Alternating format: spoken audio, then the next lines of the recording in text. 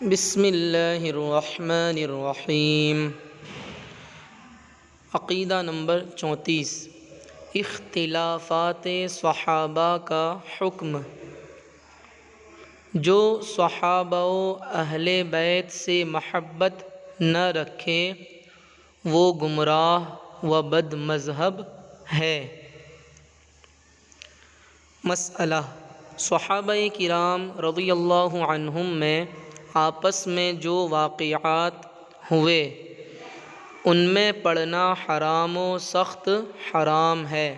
ان کی لغزشات پر گرفت کرنا یا ان کی وجہ سے ان پر طعن کرنا یا ان سے بد اعتقادی ناجائز، و اللہ عز و جل و رسول اللہ صلی اللہ تعالی علیہ وآلہ وسلم کے خلاف ہے۔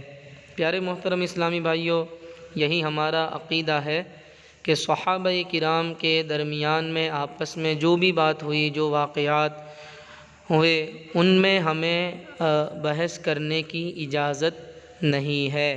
ہمارا تمام صحابہ کرام پر ایمان ہے اور وہ حضور کے اصحاب ہیں، ان کی تعظیم، ان کا ادب ہم پر لازم ہے۔ یہ غلط بات ہے کہ ہم کسی صحابی پر اپنی زبان کو کھولے، یہ انتہائی بد نصیبی کی بات ہے۔ اللہ پاک عز و جل ہمیں ہر صحابی اور میرے پیارے آقا علیہ الصلاۃ والسلام کے اہل بیت پاک حضور کے گھرانے کی خوب محبت اور ادب و تعظیم عطا فرمائے۔ ولایت کا بیان۔ ولی کی تعریف۔ ولی وہ مومن صالح ہے جس کو معرفت و قرب الہی کا ایک خاص درجہ ملا ہے۔ اکثر شریعت کے مطابق ریاضت و عبادت کرنے کے بعد ولایت کا درجہ ملتا ہے، اور کبھی ابتداءً بلا ریاضت و مجاہدہ کے بھی مل جاتا ہے۔ تمام اولیاء میں سب سے بڑا درجہ حضرات خلفاء اربعہ رضی اللہ تعالی عنہم کا ہے۔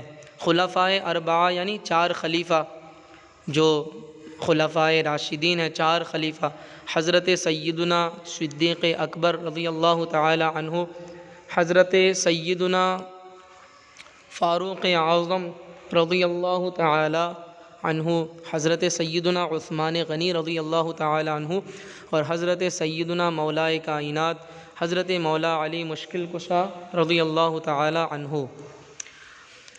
اولیاء ہر زمانے میں ہوتے ہیں اور قیامت تک ہوتے رہیں گے، لیکن ان کا پہچاننا آسان نہیں۔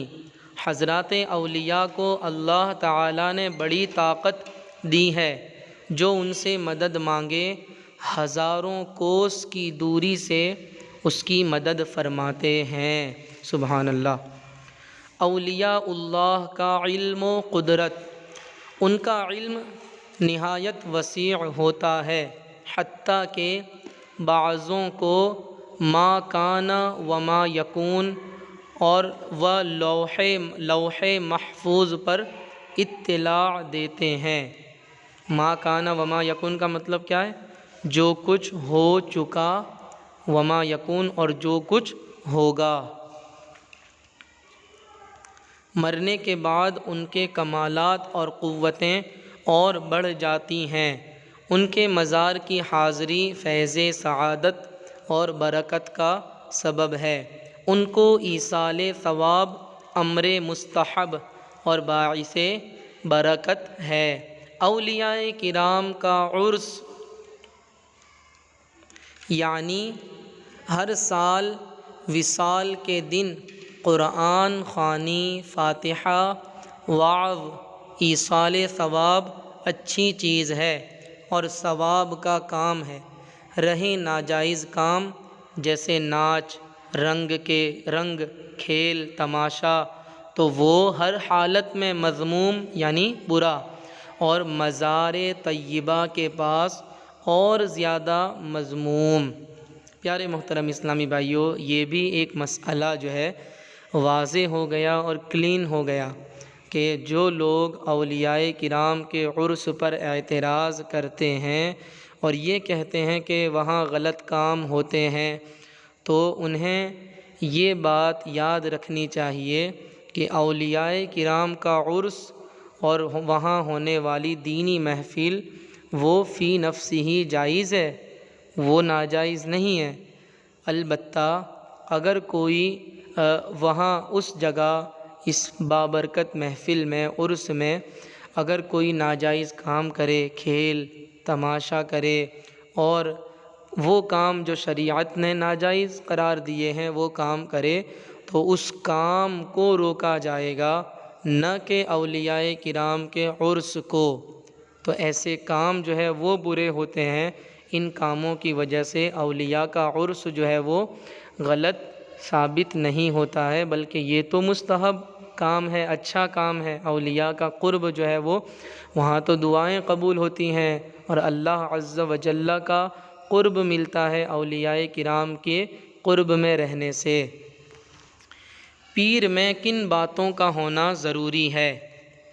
چونکہ اولیاء کے سلسلے میں داخل ہونا، ان کا مرید و معتقد ہونا دونوں جہان کی بھلائی اور برکت کا ذریعہ ہے، اسی لیے بیعت سے پہلے پیر میں یہ 4 باتیں ضرور دیکھ لیں۔ 1. سنی صحیح العقیدہ ہو، ورنہ ایمان بھی ہاتھ سے جائے گا، کیونکہ پیر اگر سنی نہیں ہوگا، عقیدہ اگر اس کا صحیح نہیں ہوگا، تو جو اس کا مرید ہے اس کا بھی ایمان خطرے میں پڑ جائے گا۔ دوسری شرط کون سی ہے؟ اتنا علم رکھتا ہو کہ اپنی ضرورت کے مسائل کتابوں سے نکال لے، نہیں تو حرام حلال جائز و ناجائز کا فرق نہ کر سکے گا۔ یہ دوسری شرط ہے کہ اس کے پاس یعنی پیر کے پاس اتنا علم ہو کہ ضرورت کے مسائل وہ کتابوں سے نکال سکے، ورنہ اگر اس کے پاس علم ہی نہیں ہے تو اس کو پتہ ہی نہیں چلے گا کہ جائز کیا ہے، ناجائز کیا ہے، حرام کیا ہے، حلال کیا ہے۔ تو یہ پیر میں اس بات کا ہونا بھی شرط ہے کہ اس کے پاس اتنا علم ہو۔ تیسری شرط، فاسق معلن نہ ہو۔ فاسق معلن کسے کہتے ہیں؟ جو کھلم کھلا سب کے سامنے گناہ کرنے والا ہو، اسے فاسق معلن کہتے ہیں۔ تو پیر کی شرط کیا ہے؟